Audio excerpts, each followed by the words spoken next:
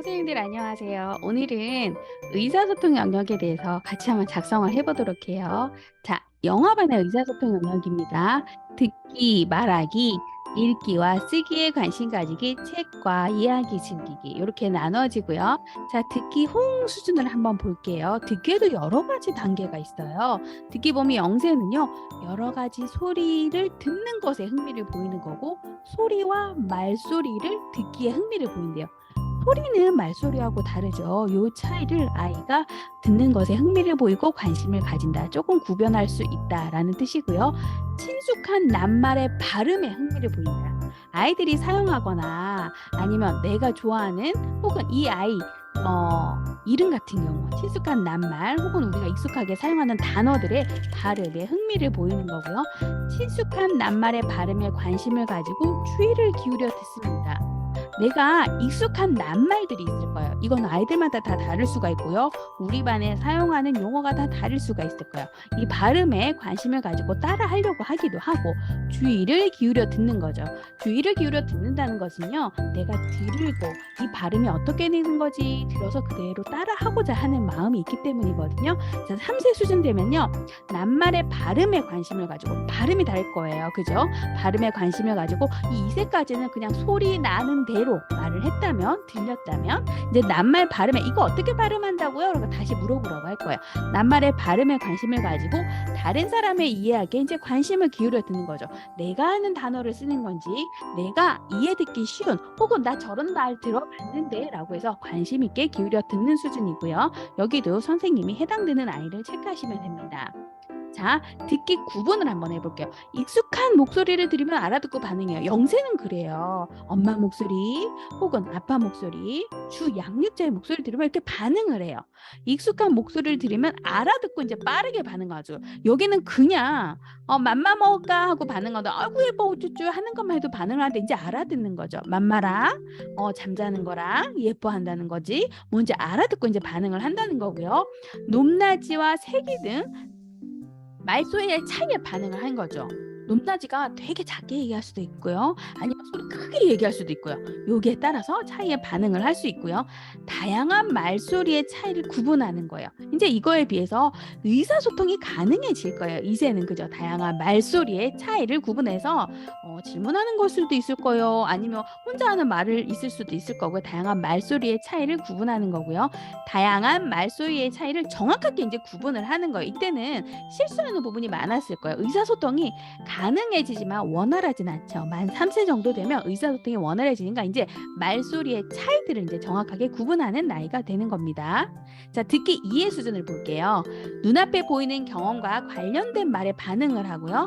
눈앞에 보이는 경험과 관련된 말에 이제 빠르게 반응 거. 이거 반응 속도에 따라서 하시면 되는 거예요. 반응은 해요. 아이들이 다 들리기 때문에 반응은 하는데 얼마나 좀 더 빠르게 반응하는지 몇 번 불러야 반응을 하는지 낱말을 듣고 친숙한 사물과 사람을 이제 찾아보는 거예요. 1세 되면요. 선생님이 저기 가서 네 가방 가지고 하면 이게 되잖아요. 나의 친숙한 사물과 사람을 이제 찾아보는 거죠. 일상생활과 관련된 친숙한 낱말을 듣고 뜻을 이제 이해하는 거예요. 그 전까지는 인지만 하는 거죠. 이게 이거 맞나?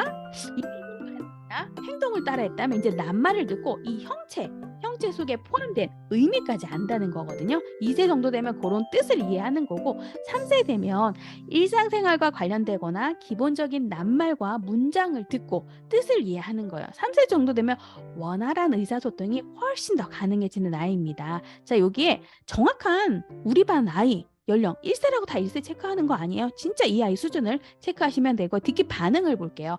자신의 이름을 불러도 반응하지 않는다. 자신의 이름을 부르면 알아듣고 천천히 반응한다. 이것도 똑같죠. 아까 빠르게 한다. 그것처럼 천천히 반응한다. 자신의 이름을 부르면 알아듣고 이제 반응을 하는 거예요.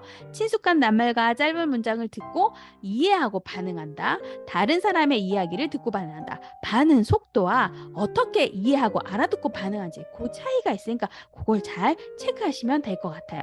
듣기 태도입니다. 자, 여기 앞에 한 번 더 설명을 드려볼게요. 이거 가끔 경계성 장애 자폐 아이 중에는요. 자신의 이름을 불러도 반응하지 않는 아이가 있어요. 이 아이 나이가 2세여다 해도 반응해도 불러도 반응이 안 된다면 0세를 체크를 하시면 됩니다. 자, 듣기 태도 수준은 말하는 사람의 눈을 바라본다. 이 눈맞춤 굉장히 중요하죠. 의사소통을 할 때는요. 저 사람의 입을 보거나 말이 어디에서 들리지? 방향을 쳐다보는 건 굉장히 중요하거든요. 말하는 사람의 눈을 바라본다. 말하는 사람의 눈과 표정을 마주 바라본다. 말하는 사람의 표정과 몸짓의 주의를 기울이고 관심 있게 본다. 이건 어른 중에서도 잘 안 되는 사람이 있죠. 그런데 어른 중에서 잘 안 된다는 사람은 아마 의사소통 하는데 좀 부끄러워서 그럴 수도 있는데, 아이들은요, 우선 어떻게 반응하는지, 저 사람이 무엇라고 하는지 좀 집중해서 볼 단계이거든요. 그래서 이게 잘 되는지 안 되는지 따라서 이렇게 체크하시면 돼요. 혹시 우리 반 아이는 아예 이렇게 바라보지도 못한다, 말하는 사람의 눈만 바라보고 어떠한 반응이 없다 하면 3세 수준이라도, 지금 이거는 영화배에서 만 2세까지만 적겠지만 2세라고 하더라도 0세 수준으로 체크하시면 됩니다. 말하기 발음 정확 수준. 여러 가지 소리를 내고 옹알이를 한다. 여러 말소리를 즐겁게 내본다. 옹알이하고 말소리는 다르죠. 그죠? 그 다음에 친숙한 사물의 이름을 발음하거나 의미 있는 음절을 낸다. 의미 있는 음절이 뭐냐면요, 내가 용어는 발음은 하지만 의미 있다는 것은, 이거 물이라는 걸 정확히 말을 하지 못하지만 나는 물을 먹고 싶어요, 물을 주세요, 물을 요청할 때는 1세 때 발음이 좋지 않아도 무 이렇게 얘기하는 건 나는 물 달라고, 우리가 이렇게 알아들을 수 있는 이 의미 있는 음절을 말하는 거예요. 그래서 친숙한 사물의 이름이나 발음을 아직 정확히 못하지만 의미 있는 음절은 낼 수 있다. 친숙한 사물이나 낱말을 이제 발음해 보는 거죠. 그냥 음절을 내는 것이 아니라 낱말을 이제 정확하게 조금씩 더 정확도를 높여서 발음을 한다는 거고요. 친숙한 사물의 이름이나 낱말을 정확하게 이제 발음을 하는 거죠. 이제 어른과 비슷한 형태의 발음을 하게 되는 겁니다. 여기도 아이들 체크 수준에 따라 하시면 되고요. 이제 말하기. 옹알이에 대해서 말로 반응해주면 모방한 듯 소리 낸다. 0세 정말 그렇지 않아요? 선생님이나 어머님들이 옹고로고로고로 이렇게 따라하거든요. 옹알이에 대해서 말로 반응해주면 모방하듯이 이렇게 소리를 내고요. 옹알이와 말소리에 대해서 말로 반응해주면 모방해서 소리 내는 거, 이제 말소리가 들어가는 거예요. 옹알이는 옹옹옹 이렇게 했는데 이제 말소리는 그렇게 했어, 이렇게 했어 라고 이제 전달하는 의미 있는 말소리를 넣으면 그것도 따라해서 하는 거고요. 교사의 말이나 성인의 말을 모방하며 발음한다. 1세 이런 모방 능력 되게 많죠. 그래서 어른들 말을 막 흉내서 하기도 해요.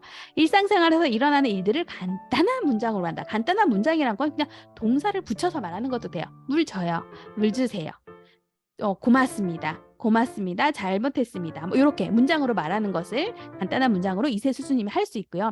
일상생활과 관련된 친숙한 상황에서 문법적으로 올바른 문장을 한다. 문법적으로 올바른 말은 뭘까요? 아빠 아니야 라고 얘기하는 게 아니라 우리 아빠 아니에요 라고 얘기할 수 있는 수준이에요. 2세 정도 되면 안 이뻐, 아빠 아니야, 아니, 안자만 넣으면 모든 것이 아니라고 얘기할 수 있는데 그건 문법적으로 올바르지가 않죠. 그럼 우리 아빠 아니에요 얘기할 수 있는 수준이 이제 문법적으로, 이 용어가 아니라는 뜻이기지만 하긴 하지만 요 문장에는 문법적으로 맞지 않을 경우가 있거든요. 그래서 2세 수준에는 소통은 되지만 문법적으로는 거의 다 맞지는 않을 거예요. 그리고 자기가 가장 많이 쓰는 말을 쓸 텐데, 이제 3세 수준 되면 이제 문법적으로 이때는 부정어가 들어가고 이때는 긍정어가 들어가고 이걸 적당히 잘 하는구나가 3세 수준이 되는 거야. 여기도 선생님이 우리 아이에 해당하는 것을 체크하면 됩니다. 말하기 표현 수준을 한번 볼게요. 몸짓이나 표정이나 몸짓, 소리로 의사 표현을 해요. 0세는 당연히 그렇죠. 아직 말을 하지 못하니까. 표정이나 몸짓, 말소리, 말을 이제 하기 시작하는 거예요. 표정이나 몸짓, 말소리로 의사 표현을 한다. 시도는 하지만 의사 표현을 제대로 못할 거예요. 말을 잘 안 되니까 이제 의사 표현을 이제 조금씩 하고요. 표정이나 몸짓, 말소리로 의사 표현 능숙하게 해야 돼요. 2세 정도 되면 정말 의사 표현을 능숙하게 해야 돼요. 아직 이게 부족하다, 2세인데 못한다면 이 0이제 수준을 그대로 체크하시면 됩니다. 자신의 이제 느낌이나 생각, 경험을 다 얘기할 수 있는 거예요. 이때는 나의 의사 표현, 내가 요청하는 거, 나는 이렇다라고 할 수 있는데 이제 뭐가 들어가죠? 3세 정도 되면 자신의 감정이나 생각이나 느낌도 표현할 수 있어야 되는 단계인 거예요. 여기도 선생님이 해당하는 아이로 체크하시면 되고요. 말하기 발달을 한번 알아볼게요. 여러 가지 소리를 내고 옹알이를 해요. 의도를 가지고 어떤 음절을 낸다. 아까 뭐라고 했죠? 무 이렇게 한다는 거죠. 이걸 할 수 있다. 자신이 원하는 것을 한두 낱말로 이제 말해본다. 낱말이 들어가는 거고요. 자신이 원한 것을 2단어 이상, 낱말이나 짧은 문장으로 말해본다. 다양한 문장을 활용해서 다양한 이야기를 이제 지어서 말할 수 있다. 문장에서 이야기, 스토리가 되는 거예요. 더 길게 말할 수 있다는 뜻입니다. 자, 말하기 태도 수준을 한번 볼게요. 말할 순서에 상관없이 표정, 몸짓, 말소리로 막 말하는 거예요. 순서에 상관없이 저 사람이 말하든 상관없이 나만 소통을 계속하고 있는 거고 말하는 순서에 따라 표정, 몸짓, 말소리로 이제 반응을 하는 거예요. 순서에 따라서 저 사람이 뭐 이렇게도 반응을 해주고 저 사람이 물어보면 혹은 내가 질문했을 땐 저 사람이 대답을 해야지라고 기다릴 수도 있고요. 상황에 따라서 적절하게 바른 말을 사용할 때도 있어요. 질문할 때는 말을 올리기도 하고요. 혹은 작게 말하기도 하고 상황에 따라서 적절하게 이런 상황이구나 해서 바른 말을 사용할 때도 있다는 거예요. 자주가 아니라 말할 순서에 상대방을 바라보며 말을 주고받고 듣는 사람의 생각과 느낌을 고려하여 말한다. 근데 이렇게 되는 아이들이 많지는 않을 거예요. 그죠? 아마 1세 수준이 좀 많을 거고 이제 말을 티키타카 상대방과 이렇게 대화할 수 있는 수준까지 우리는 이걸 목표를 두고 선생님은 끌어올리셔야 되는 게 맞거든요. 그래서 여기도 해당하는 우리 아이는 이렇구나 정확한 수준에 따라 체크를 하시면 됩니다. 자, 글자 볼게요. 영어는 거의 글자에 쓰지는 못하죠. 그럼 글자에 대해서 우리 뭘 봐야 할까요? 선생님의 도움으로 다양한 감각 책을 이제 탐색해 보는 거죠. 사물과 주변에 친숙한 환경 인쇄물에도 관심을 가지고요. 신문, 잡지, 책 등 사물과 주변에 친숙한 환경 인쇄물에 관심을 가는 확대가 되는 거예요. 좀 더 종류가 다양해지는 거예요. 그림책과 환경 인쇄물에 있는 그림과 내용에 이제 관심을 가지는 거죠. 내용을 보기도 하고요. 그림을 열심히 지켜보기도 하겠죠. 아니면 같은 책을 계속 반복해서 볼 때 그게 아마 이 단계입니다. 그림책과 환경 인쇄물에 있는 내용을 보고 이제 읽는 내용을 흉내내는 거예요. 글은 못 읽어요. 아이들이 그저 만 3세 아이도 글을 못 읽고 여기서 만 2세 중에 뛰어난 아이가 있대도 단어 정도만 읽거나 외워서 이렇게 따라할 거예요. 외워서 그 정도가 되면 만 3세 수준입니다. 라고 체크하시면 됩니다. 끼적이기 관심 수준 볼게요. 이 아이들은요 이렇게 글을 적는 것이 아니라 끼적인다고 하죠. 손과 팔 전체를 움직여서 소근육이 아니라 대근육 위주로 발달하니까 팔 전체를 움직여서 그림을 그릴 거예요. 종이 위에 의도 없이 끼적이라는 거죠. 아무 생각 없이 이 색칠하는 거 왔다 갔다 이거 하는 게 훨씬 더 재미있으니까 종이 위에 의도적으로 끼적이기를 하고 세로선, 가로선 등 동그란 모양 근데 자기가 의도하는 것을 이렇게 만들어내는 거예요. 의도적으로. 자, 무언가 쓰거나 표현해 보려는 의도를 가지고 자유롭게 끼적이는 끼적이기 활동의 이름을 내용하는 거예요. 이렇게 막 낙서해서 와서 선생님 이거는 선생님이에요. 할 때도 있을 거예요. 뭔가 자기가 자기 생각하는 거 구현해냈는데 기술력이 부족하다 보니까 낙서처럼 우리가 보일 수 있죠. 그런데 이걸 뭔가 표현해내려는 의도는 가졌는데 여기는 이제 제목을 적는 거죠. 이건 자동차예요. 이건 토끼예요. 라고 내용을 부여하기도 해요. 자, 3세 수준이 되면 이제 글자 모양에 관심을 가지고 자기 이름을 이제 끼적어 보면서 관심을 가질 때가 됩니다. 여기도 우리와 해당되는 내용을 체크하시면 되고요. 책은 한번 볼까요? 책 이야기는 교사가 그림책이나 이야기 듣기 등 읽기 활동을 할 때 관심을 조금 보이고요. 교사가 그림책이나 이야기 듣기 등 읽기 활동을 할 때 관심을 표정이나 이제 몸짓으로 나타내는 거예요. 그림책을 보면서 그림을 보고 이름을 말하고요. 책 이야기에 관심을 갖고 주변에 친숙한 그림책을 가지고 교사의 어투로 읽는 흉내를 내는 거죠. 다른 사람을 흉내내서 좋아하는 그림책이 다양하고 책 내용에는 흥미를 가지고 읽어주는 내용에 집중합니다. 자, 여기서 스토리를 한번 이 단계를 한번 보면요. 처음에는 관심이 좀 없다가 나중에는 책에 관심이 조금 있고 읽는 것에 누군가가 읽어주는 것에 관심 있고 그 다음에는 이야기 안에 무슨 내용인지 귀 기울여서 듣게 되는 단계가 되는 거예요. 그 다음엔 자신이 읽어보려고 흉내내고 그림책에 관심을 가지고 그 다음에는 이 내용이 재밌으니까 내용에 주는 다른 내용은 뭐지? 다른 책은 또 어떻게 되지? 이거하고 비슷한 내용은 뭐가 있지라고 흥미를 좀 더 집중할 수 있는 단계가 3세 수준입니다. 자, 마지막으로 책 흥미 수준을 한번 볼게요. 읽어주는 짧은 그림책에 조금 관심을 가지고요. 좋아하는 그림책을 읽어주면 손가락이나 표정으로 이제 책에 관심을 표현하고 좋아하는 그림책을 읽어주면 집중해서 듣고 대화하면서 관심을 계속 표현해요. 이때 1세 아이들은요. 읽어준 것보다 자신이 얘기한 게 훨씬 더 많을 거예요.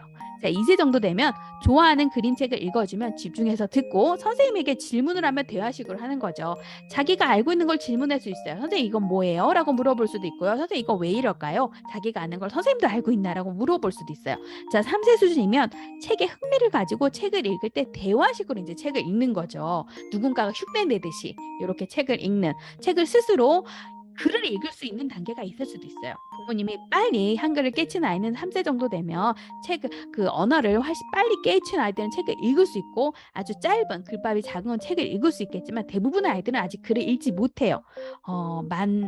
4, 5세 정도 돼야 이제 글에 관심 있고 저게 비슷한 내용을 매칭해서 읽을 수가 있게 되는데 그 전에는 그냥 내용을 외워서 읽거나 그림을 유추해서 자기가 대화식으로 책을 읽게 되는 단계입니다. 여기서 어떤 게 해당될까 해서 체크하시면 됩니다. 자, 오늘은 이렇게 아이의 정확한 수준을 의사소통 영역을 한번 체크해 봤어요.